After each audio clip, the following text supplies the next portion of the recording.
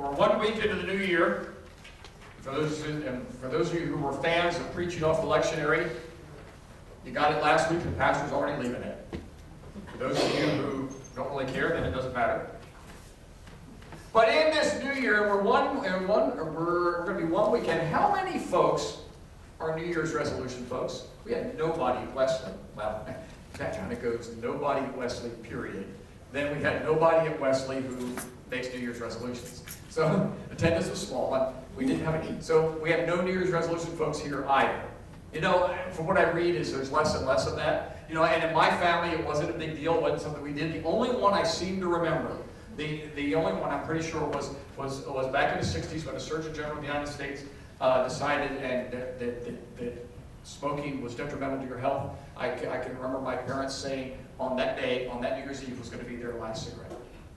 And it was. They never again. That's the only New Year's resolution I ever remember in my family. That was actually it. So the thing is, though, a resolution, the reason you all don't make them anymore, I'm guessing, is because you know you're probably not going to make them stick. They're going to fail anyway. You tell yourself you're going to do it. You know, I never did it because I always truly believed I could make a resolution anytime I wanted to. If I wanted to make it on the 1st of April or the 10th of May, that I could make one. And often, those didn't last long. And you know, they tend to be there. And if you had made a resolution, this being January the 8th, I bet my next question, it would have been, how many have already broken it? Then some of us would have probably already have broken it. You know, for those of us who are gym rats and we go to the gym, this is the time of year we hated the gym. Not because it's cold to go to the gym, because everybody and his brother, his sister, and cousin is at the gym because they got a new gym membership for Christmas, or they made a resolution that they're going to change their life. And they're taking up my space. Because there's never anybody there, and I want to use 3 pieces of equipment or weights, and I want to go from one to the other without stopping, because I've got a plan. And they're in my way. You know what's really sad is, though, for those who made that resolution in about, we're 2 weeks into January, a week and a half into January, about 6 weeks, about the middle of February, I won't worry about it anymore. Because in about 6 weeks, statistics show, in about 6 weeks, the diet and exercise plans are gone. And that means that whatever gains that they had made at that time, or losses, it was a weight loss thing, will probably be gone in the next 2 weeks. Do you know what's really sad, though? Is statistics also show that if they had made it 2 more weeks, if you stick out your plan for 8 weeks, you're like 30% more likely to follow it through to the end. Wow. So you get to 6 and you go, I can't do this anymore. And what's sad is in 6 weeks you're feeling better, you're looking better, you're doing, but something happens that you just, I don't want to do this anymore. And the kicker is that if you could make yourself do it for about 8, you're 30% more likely to go to the end. And if you make it for 12 weeks, then you're probably going to be there. So today, instead of a resolution, I'm going to challenge you to make a change. I'm going to challenge you to begin to understand something new, to make it something, because this commitment is not hollow. This commitment is legit. It's the real deal, because it's going to not change, don't only change for today. It's going to change to eternity. In fact, I'm not only one who's going to challenge you. For those of you who get the e-news, and if you don't, you're a guest and you're new, there's a little tablet there you can sign in on the end. I always tell you, I promise, I won't sell your name to mortgage companies and things, but we will send you an e-news in the middle of the week, and we'll say thank you for stopping by. And in that, I talked to you and I quoted a piece from a book by Dr. Phil Maynard. And I did that for a couple of things. One, because I liked it. That's really the number one. It wouldn't matter whether my bosses said to do it or not. I'm at that point in life that they can tell me to do that, and I go, yeah, whatever. Some of us have gotten that way. And yet, though, the conference has said, our new bishop has said, they want us to be understanding of this. Because the name of the book is Membership to Discipleship. And some of us have never made that step. And it's a big deal. And and the only way you go from membership to do discipleship is to be in relationship with God. And we'll come back to that part in just a minute. But this idea of membership, a lot of us have membership cards to things. Some of us have membership cards to things that we've been members of for probably 20 years and haven't attended a meeting of that group in the last 10.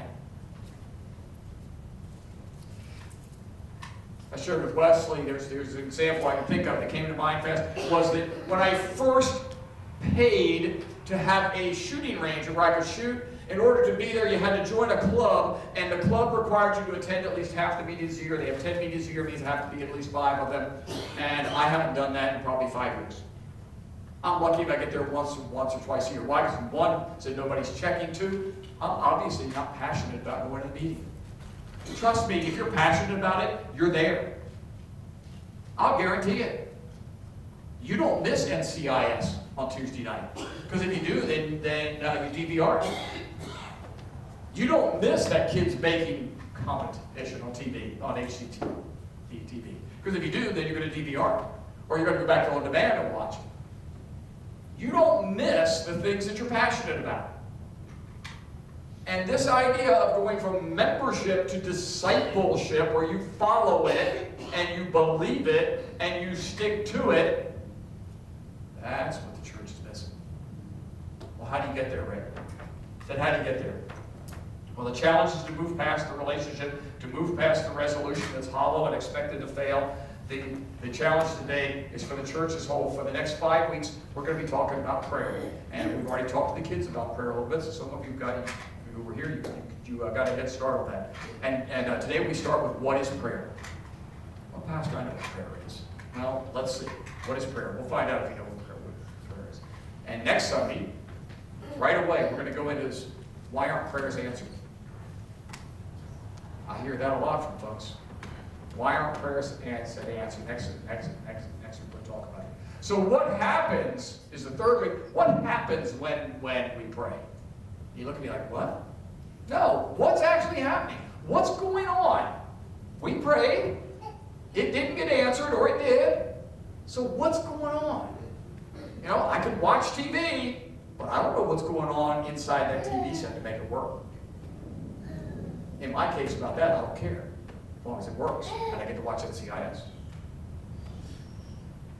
And then, learning to pray like Jesus. Man, wouldn't that be awesome? He went to the garden and he prayed so hard it was like drops of blood coming out. Wouldn't that be cool? And then the last week, February the 5th, Super Bowl's the Sunday, where we have small attendance because it's 13 degrees this morning. And then on the Super Bowl, for some reason, even though the Super Bowl doesn't start until like midnight or something, I think midnight's halftime. Yeah. Or something else. Nobody can come to church on that day. I haven't figured that one out yet. Not that I'm calling you out, but I'm calling you out. All right? What happens on that Sunday? What happens when we pray together? Wow. The scripture says to go off in silence and pray by yourself. That's actually what I was writing about. And yet, though, there is something special when the community prays. When old and young and black and white and whatever are all mixed together. And prayers come up. So that's our last one. So why is it, and how is it that we're going to improve our relationship or create a relationship with Christ? Why do you need a relationship? Well, let me tell you what. I'm going to talk to a couple of groups here in the room. And we're going to do it by gender. All right? We're going to talk a little male, a little female here. And I'll try not to put you in a box. But you know me, I tend to throw the guys out there. And that's what we're going to do. If we're in a relationship, and you have ever been in a relationship, there is at least one group in this room who has been told at least once that the problem with their relationship is that what? What did I hear? That he never communicates. She never communicates. Communication. And every guy in the room is going, oh. Now, some of us aren't, because some of us are just really good. Or not. You come by the house today, you can ask. Communication. And we talk with the kids. Communication is a lot of things. It's a lot of things. So today we define prayer. Prayer is communicating with God. How many folks think their prayer life could be a little better? Yeah. That seems to be the answer no matter where I go. And the question is, why do we think it could be better? And there's probably a couple of things. We probably think, one, that we don't know how to do it. Two, we don't do it well enough. Or do it in the right way. But for whatever it's worth, I think mine needs a lot of improvement too. And so we wander through life wondering where God is a lot of times. So I don't know about you, but a lot of times we're wandering through life, God seems so distant. I wonder where God is. I don't understand. Well, imagine what I often hear when I sit and we go, Pastor, our relationship has just grown apart. So what does that mean? Well, just grew apart. No, what's that mean? That means that you quit talking, you quit going out, you quit kissing goodnight, you quit being intimate, you quit, so it just magically grew apart? I'm thinking not. But I didn't really want to do all of that. It's a whole other message when we get to February. We do relationships. So we'll talk. So we'll talk sex. But we'll get there. It happened. If that's a human relationship, it's a God relationship. Relationships are relationships. What about your friends? Your friends from high school, your friends from college, your friends from your old job, your friends from your old neighborhood. We all say, we're going to stay, we're going to keep in contact. And sometimes we at least send a birthday card, or we send a Christmas card. Well, we wander around life and wondering where God is. When was the last time you even sent God a Christmas card? Please don't go mail a Christmas card to God, okay? That's not what I want you to do. But it's that occasional contact where we initiate something in a relationship. We don't. And we wonder, God, where are you? We're not in a relationship. We're not in communication. Guys and gals, you got to communicate, like it or not. That's the only way you're going to have a relationship. So why do you think that folks don't pray? Well, first of all, I think it's because you think that you don't know. I think most of us think that we don't know how. And then there are those, we just don't have the great words. Your notes today, I give credit to Pastor Tom Nelson in Orange, Florida. I stole his notes. They were really good. I had borrowed some of this stuff in the message here. And one of the things he said, he opens his sermon with, listen, "Oh, merciful God!" And the pastor starts to pray, and the church goes, "Oh my gosh, I could never do that." So what did we teach you? We just taught you that you don't know how to pray. I just put you in a position that you feel miserable every time you pray because you don't sound like me. Even though half of you are going, "Oh, I hate when he does that." But somehow we seem to think that's what we have to do. And that's not what we have to do. Is it wrong? No. If that is who you are, it is not wrong. If you're a person of a huge vocabulary and you're highly educated, you speak different than those of us who just hang out in Jessamine Elkridge and just act like this. It's not right or wrong, it's different. So that's one of the reasons that we think that we don't know how to pray. Now I don't know about you, but I sometimes don't pray because I can't stay focused. The shiny button? Ooh, look at that. Ooh, oh, look at that. Or the radio's on in the background and I'm praying, okay, Lord, Lord, Lord. Ooh, that's all. Oh, no. Oh, that's all. Oh. Maybe you're not as ADD as I am. There wasn't ADD in those years in school, but I tell you what, I can't stay focused. There's no question. Does that mean we shouldn't pray? God doesn't understand that you're a little unfocused. You kind of go away, and I'm praying, oh, look. Okay, Lord, I'm back. Okay, I'm back. Ultimately, we usually end up finishing. So God's unhappy because we didn't do it a certain way? I think you underestimate God. You know, I really don't know what to say. I'm not worthy to talk to God. I can't talk to God. He's God. I'm just me. He created me. He's God. I can't talk to Him. Her? The Spirit? Whatever? That's a cop-out. God tells us in Hebrews to come boldly to the throne and confidently. He tells us that we could do that. And then we go, but I can't. The truth is, the word shouldn't be any different than the words that we talk with one another here.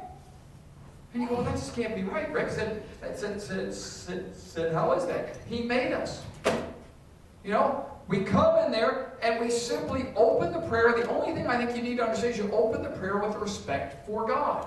When you go to traffic court, do you walk in and go, hey, bro, to the judge? Or do you go, Your Honor? You go, Your Honor. For some of us, we don't speak to strangers unless it's yes, sir, and yes, ma'am. For some of us, we don't speak to regular folks unless it's yes, sir, and yes, and all right? We acknowledge them. Some of you won't speak to me unless you call me pastor or reverend or whatever the case is. That's fine. When you open your prayer, acknowledge that God is God. God, you are God. I don't know why I get to do this. I don't know, whatever it is. I mean, these are words I'm making up now. I have no idea. Just simply acknowledge that He's God and then talk to Him in regular words. That's it. Talk to Him in regular words. I mean, after all, doesn't God know what's already in your heart? There's the answer. Why do I pray? If God knows what's in my heart. He knows what's in my heart, and I don't have to pray. Right? Okay, guys and gals, let's go back to the human relationship. At least half of the relationships in this room have heard this. But you know I love you. But I want to hear it. I heard that laughing. Parents. Some of you probably got a Christmas card this just a couple of weeks ago, and maybe from a child that you raised. And in it, they took a unique time to write you a message that you don't get to hear, but maybe once every 12 months. Don't you wish you heard it more often? Do you think their love changed in the other 11 months? Probably not. Yes, honey, you know I love you. But, okay, I love you. It's things we have to do. That's what God's saying. Does God need us to say it? Don't get this wrong. God doesn't need us to say that. God wants us because if it's a relationship, it must, as Linda said, have communication. Even if it's... That's what's important. That's why it has to happen. Sometimes, I mean, after all, God knows what's our heart, but sometimes we just need to be quiet and hold on to somebody. Have you ever had that relationship? I've had it with some of you. And it's not that I get to hold on to you, but sometimes you sit there and you ask me things, why is this happening? And I don't have a good answer. And all I can do is sit there and be with you. Have you ever done that in your family, your friends? Have you ever had that relationship where sometimes you just put your arms around them and hold them? That's something I've had to learn. And something we have learned in our house, that at least the other half now comes home from work and looks at me and she goes, I just need you to hold me. Because she knows that I'm too dumb to figure it out on my own, that I need to do that. And basically what she's saying when she says that is she doesn't finish it because she's saying, and I want you to shut up and not fix it. Half the time I'm standing there holding it, I'm going, okay, I'm supposed to be empathetic and understanding. I am, but I have no clue why I'm doing this. And sometimes it's really tragic. And other times when she gives me the reason for it, I'm kind of like, really? That's what's crushed your world? Okay. But we do that. Do that with God. Sometimes your prayer is just go and say, just hold me. And you go, well, God can't hold me. Yeah, try it. Try it. Just hold me. Sometimes we just need that quiet time. We need that. Losing focus. Yeah, I mean sometimes we talked about that. But how many of you how many pray at nighttime before you go to bed? How many used to pray at nighttime and quit? Yeah. I'm going to tell you why I quit. Yeah, I fell asleep. And God's mad because I fell asleep. Listen to the writing in Deuteronomy. Deuteronomy 6:4 said 4-9. Hear, O Israel, the Lord our God is the Lord our God, the Lord is one. There's the acknowledgement. Hey God, you're all that in a couple of bags of chips. Love the Lord your God with all your heart, your soul, your mind, your strength. The soul and strength, I was adding the New Testament. These commandments that I give to you today are to be on your hearts. Impress them on your children. Now listen to the middle of verse 7. Talk about them when you sit at home and when you walk along the road. Here's the end of the verse. When you lie down and when you get up. Deuteronomy, the Shema, the one prayer that you should have, if nothing else, is that your last words, your last communication at night should be with the Lord and your first communication in the morning. When you fell asleep in the middle of the prayer, do you think God got angry? Or do you think you fell asleep on the shoulder or on the chest? And he just said good night. We're too hard on ourselves. Said Pastor Nelson brought this out in his notes, and I was just blown away. I went, because I was that person. I'd lay down in bed and I'd go, oh, I got a lesson plan tomorrow. And oh, yeah, the shiny thing. And then the next thing I know, I was asleep. The last thing, lie down and go to sleep. The third is, how does prayer work? I mean, after all, doesn't God get overloaded? I mean, isn't he like the server? You know, at Christmas time, he tried to go on Amazon, and it was like, and it was slow, because everybody and his brother was on Amazon. To try to use the internet on Saturday here, just yesterday, I don't know about you, but probably found it was a little slower. Why? Because nobody left the house. They were all at home on the computer. No, God doesn't work that way. I can't explain how it said how God does. But when I check in, and example, if I were praying this morning, Lord, please put some good words in my mouth. These people don't want to hear a boring sermon this morning because they got to come to my house this afternoon and they got to act like it was good. Guess what? There's 1,000 other pastors praying the same prayer at the same time. I don't know how he does it, but the Bible assures us it happens. It doesn't matter. So let's revisit the scripture we saw today.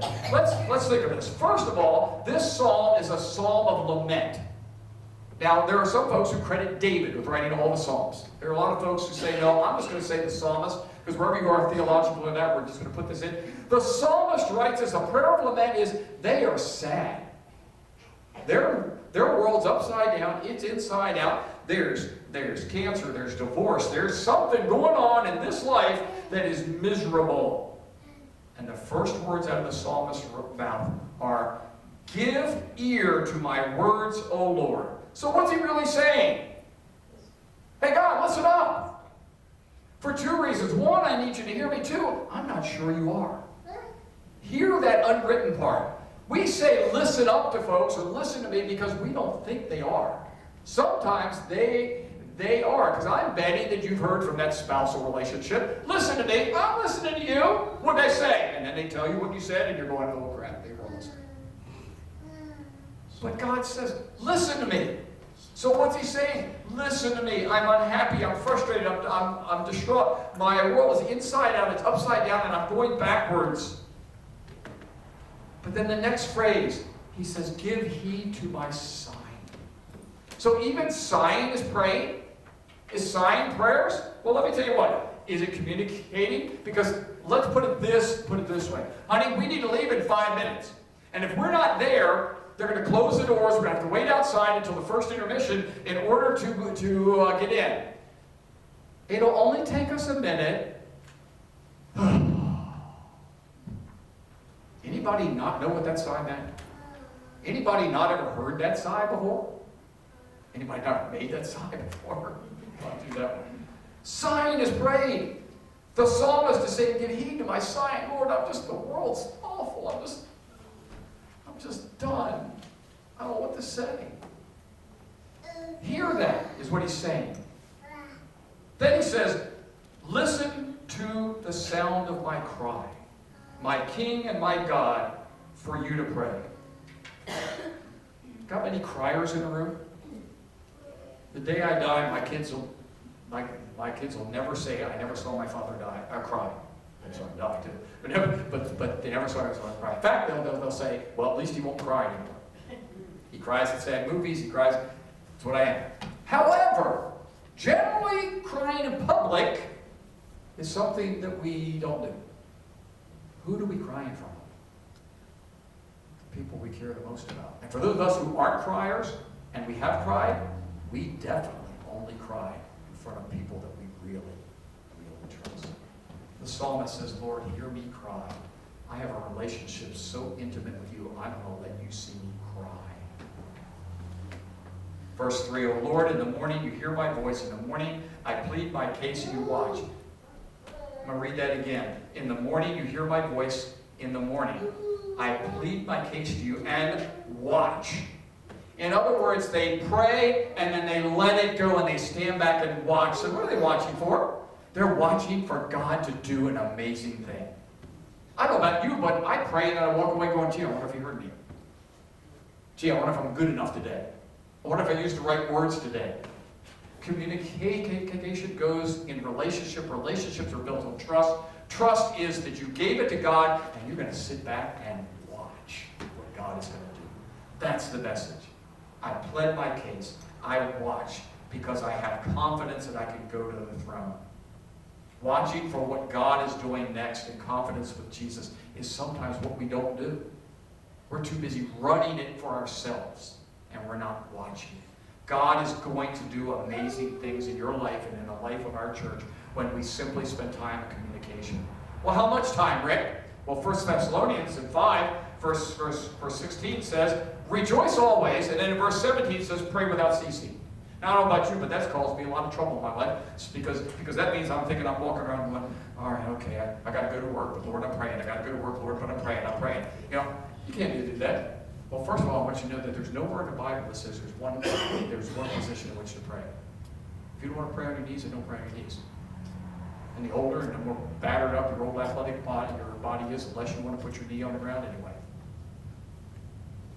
But pray without ceasing. What do we tell the kids to pray? The prayer was. It's sighing. It's talking. It's kicking field goals.